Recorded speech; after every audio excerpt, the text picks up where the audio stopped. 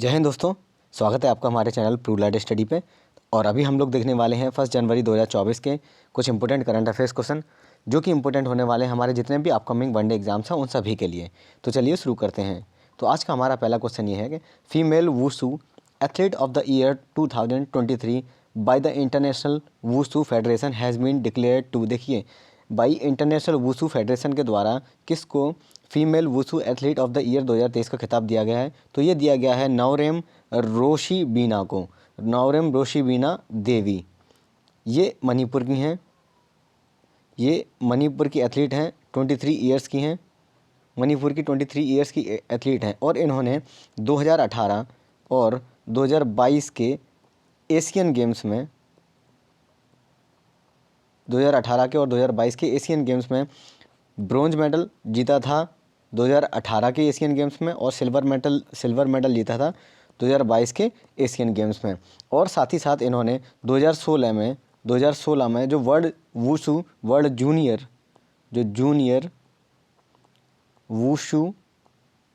Wushu championship हुई थी, उसमें ब्रॉन्ज मेडल जीता था। तो इनके इस शानदार प्रदर्शन के लिए, इनकी स्पोर्ट्स की जो भावना है उसके लिए इनको ये इंटरनेशनल वुशु फेडरेशन के द्वारा female wushu athlete of the year 2023 का अवार्ड दिया गया है और ये वोटिंग के जरिए दिया गया था। नेक्स्ट क्वेश्चन,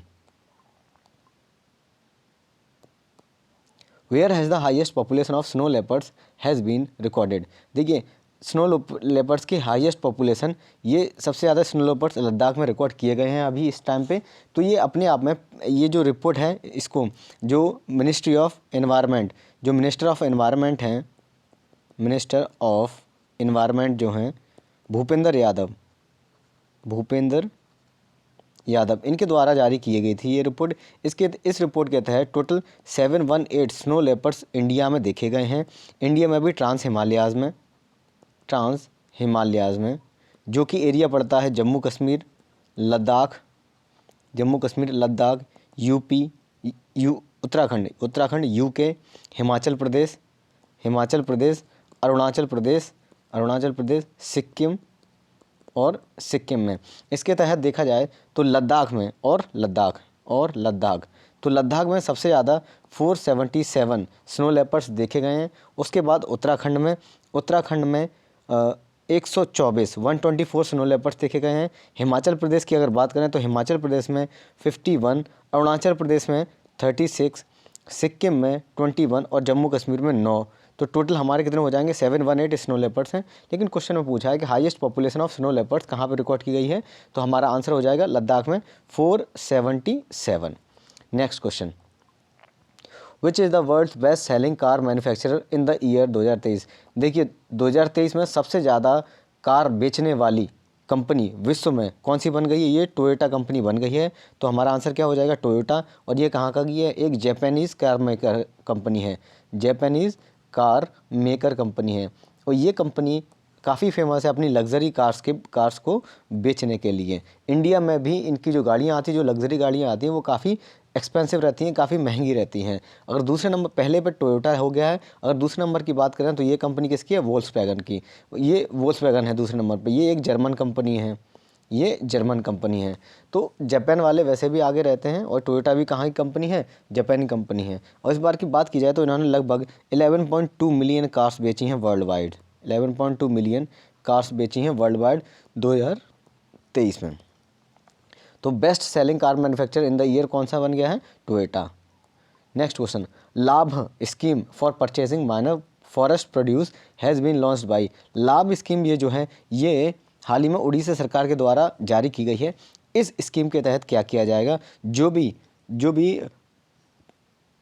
प्रोडक्ट बनाए जाएंगे, जो भी प्रोडक्ट होंगे फॉरेस्ट माइनर, जो भी माइनर फॉरेस्ट प्रोडक्ट हैं, ये प्रोडक्ट हैं वो प्राइमरी कलेक्टर्स के द्वारा खरीदे जाएंगे। प्राइमरी कलेक्टर्स के द्वारा खरीद जाएंगे। और ये जो प्राइमरी कलेक्टर खरीदेंगे इन फॉरेस्ट प्रोडक्ट को, तो इसका एक MSP देंगे, यानी मिनिमम सपोर्ट प्राइस पे ये खरीदे जाएंगे by the government of Orissa. उसके बाद इसका मेन मोटिव क्या है? ताकि सिस्टमेटिक कलेक्शन हो सके, जो कि सिस्टमेटिक कलेक्शन हो सके जो भी प्रोडक्ट बन रहे हैं, और उन प्रोडक्ट्स का सिस्टमेटिक प्रोसेसिंग हो सके, और उसके बाद मार्केटिंग हो सके, और इसके तहत किया जाएगा इस लाभ स्कीम के तहत कि गवर्नमेंट हर बार जितने भी माइनर फॉरेस्ट प्रोडक्ट होंगे उनके लिए MSP निर्धारित की जाएगी, और ये 1 साल के लिए होगा, हर साल MSP निर्धारित की जाएगी, जिसके तहत जो भी माइनर फॉरेस्ट प्रोडक्ट होंगे उनको MSP दिया जाएगा, जिससे कि वहाँ की इकोनॉमिक कंडीशन सुधर सके लोगों की जो भी माइनर फॉरेस्ट प्रोडक्ट बनाते हैं। तो ये जो लाभ स्कीम है ये उड़ीसा सरकार के द्वारा लॉन्च की गई है। Next question, who is the first women to become a subedar in the Indian army. देखिए प्रीति रजक ये जो हैं ये पहली महिला सूबेदार बन गई हैं इंडियन आर्मी में। ये क्या हैं, ये ट्रैप शूटर हैं, और ये पहली वुमेन बन गई हैं ये इंडियन आर्मी की कौन सूबेदार बन गई हैं। इससे पहले जो 90th एशियन गेम हुआ था, एशियन गेम्स हुआ था, उसमें भी इन्होंने सिल्वर मेडल जीता था जो कि हांगजाऊ में हुआ था। और तो ध्यान रखिएगा पहली वुमेन जो बन गई हैं सूबेदार वो कौन बनी है, Preeti Rajak. Next question, nitrogen gas has been used for death penalty for the first time. देखिए पहली बार किसी देश में नाइट्रोजन गैस का इस्तेमाल किया गया है एज ए डेथ पेनल्टी, तो ये कहाँ किया गया है, USA में। USA के अलग अलग जगह पे अलग अलग डेथ पेनल्टी और डेथ सेंटेंसेस आज भी दिए जाते हैं कि किस तरीके से उनको मारा जाए। तो जो पहले आदमी मरे हैं उनका नाम था केनेथ स्मिथ। ये इन पे मर्डर केसेस के चार्जेस चल रहे थे, और ये पहले पर्सन है जो नाइट्रोजन गैस से थ्रू मारे गए हैं, और ये कहाँ पे हुआ है, अल्बामा में। इसका मेन एम ये था, देखिए नाइट्रोजन गैस यूज़ करने का मेन एम ये था कि to most painless and humane alternative. मतलब ये है कि जब भी किसी को डेथ सेंटेंस दी जाएगी तो बहुत ही बहुत ज़्यादा ही कम पेनलेस डेथ सेंटेंस दिया जाए ताकि उनको मरते समय कोई तकलीफ ना हो। अब ये नाइट्रोजन गैस में क्या किया था, इन्होंने मास्क के थ्रू नाइट्रोजन गैस को इनहेल किया था, प्योर नाइट्रोजन गैस को। जब प्योर नाइट्रोजन गैस को कोई इनहेल करता है तो क्या होता है, वो ऑक्सीजन की सप्लाई को रोक देता है। It cuts the oxygen supply. Oxygen की सप्लाई कट होने के बाद उसको नाइट्रोजन हिपोक्सिया हो जाता है, ताकि उसके ब्रेन में क्या होता है, ऑक्सीजन की सप्लाई पहुंच नहीं पाती और उसकी डेथ हो जाती है। तो नाइट्रोजन गैस पहली बार कहाँ पे इस्तेमाल की गई है फॉर डेथ पेनल्टी के लिए, USA में। Next question, which country has recently launch 3 satellite into space, Mahda, Kayhan 2 और हतेफ 1। ये तीनों सैटेलाइट हाल ही में ईरान के द्वारा लॉन्च की गई हैं। जब भी ईरान कोई सैटेलाइट या रॉकेट लॉन्च करता है तो अमेरिका को मिर्ची लग जाती है, और अमेरिका हमेशा इस बात का विरोध करता है। अब इन्होंने ये जो 3 सैटेलाइट लॉन्च किए, इसमें काहयान 2 और हतेफ 1, ये जो सैटेलाइट हैं ये कम्युनिकेशन सैटेलाइट को चेक करेंगी, कम्युनिकेशन सैटेलाइट्स और ग्लोबल जियो पोजिशनिंग। तो ये 2 सैटेलाइट, और इनका जो वेट है वो लेस देन 10 kg है, तो बहुत छोटी सी सैटेलाइट लॉन्च की है इन्होंने। और ये जो महदा सैटेलाइट है ये लगभग 32 किलो की है, और इसका मेन मुद्दा ये था कि ये जो रॉकेट लॉन्च की गई है, ये जो रॉकेट थी जिसका नाम था सिमोग रॉकेट। ये जो सिमोग रॉकेट है इसकी एक्यूरेसी चेक करना, ताकि भविष्य में अगर ये कोई स्पेस अपने मिशंस भेजते हैं तो उसमें प्रॉपर से सैटेलाइट भेज सके, प्रॉपर वहाँ पे सैटेलाइट की ऑर्बिट में पहुँचाने का काम किया जा सके। तो इनके द्वारा 3 सैटेलाइट लॉन्च की गई थी, महदा, कायान 2 और हतेफ 1। किसके द्वारा लॉन्च की गई हैं, ईरान के द्वारा। Next question, who has been appointed as the chairman of the telecom regulatory authority. तो टेलीकॉम रेगुलेटरी अथॉरिटी के हाल ही में अनिल कुमार लोहाती को चेयरमैन नियुक्त किया गया। ये है अनिल कुमार लोहाती जी। तो आप लोग ध्यान रखिएगा कि telecom regulatory authority of India यानी TRAI का चेयरमैन किसे नियुक्त किया गया, अनिल कुमार लोहाती को नियुक्त किया गया है। Next question, NTPC green energy and the government of Maharashtra have entered into a memorandum of understanding for what specific purpose. देखिए एक MOU साइन किया गया है between NTPC green energy and government of Maharashtra के बीच में। तो ये किया गया ग्रीन हाइड्रोजन को प्रोड्यूस करने के लिए। ये देखिए अब इसके तहत लगभग 1 million ton tons of green hydrogen produce की जाएगी per annum.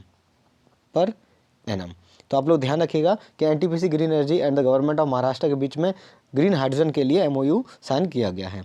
Next question, what did the Indian government recently nominate for inclusion in the UNESCO world heritage list of the year 2024 और 25। देखिए, यूनेस्को वर्ल्ड हेरिटेज लिस्ट में शामिल होने के लिए हाल ही में भारत सरकार के द्वारा जो मराठा मिलिट्री लैंडस्केप्स हैं इंडिया के, उनको शामिल करने के लिए मांग की गई है। हालांकि इसको शामिल करने के लिए 2021 में भी ये बात मुद्दा उठाया गया था, लेकिन उस टाइम पे इसको शामिल नहीं किया गया था।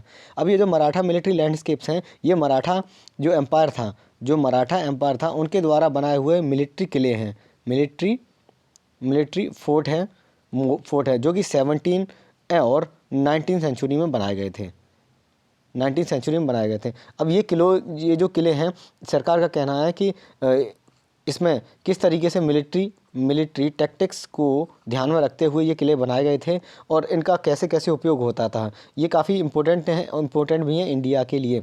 ये इंडिया के लिए काफ़ी इंपॉर्टेंट सी बात है। तो आप लोग ध्यान रखिएगा कि Maratha military landscapes of India हैं, ये हाल ही में भारत सरकार के द्वारा नामांकित की गए हैं ताकि वर्ल्ड हेरिटेज लिस्ट में 2024-25 में शामिल किया जा सके। अगर वर्ल्ड हेरिटेज लिस्ट की बात की जाए तो टोटल इंडिया के 42 वर्ल्ड हेरिटेज 42 प्लेसेज ऐसे हैं जो वर्ल्ड हेरिटेज लिस्ट में शामिल हैं। तो ये थे आज के हमारे इंपॉर्टेंट कुछ current affairs question. Thank you आप सभी लोगों को। लाइक, सब्सक्राइब और शेयर करना ना भूलें हमारे चैनल प्रूव लाइड स्टडी को। जय हिंद, जय भारत।